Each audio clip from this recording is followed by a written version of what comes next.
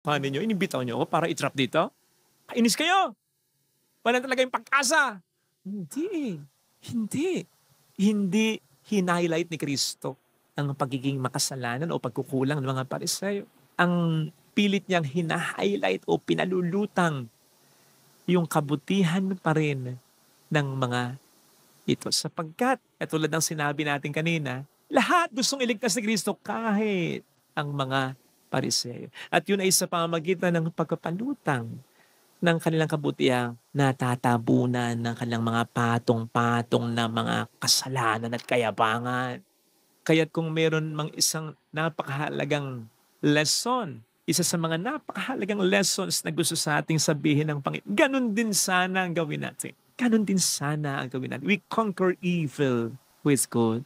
Maniwala pa rin tayo sa angking kabutihan ng tao kahit na napakamakasalanan na nito. Maniwala pa rin tayong natatabunan lang ito ng kanyang pagiging mga makasalanan.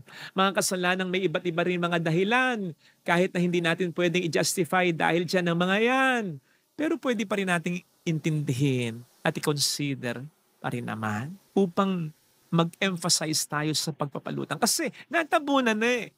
Yung ang kanyang kabutihan. Dapat palutangin, dapat iahon, dapat hukayin yan. Bakit pa natin tatabunan?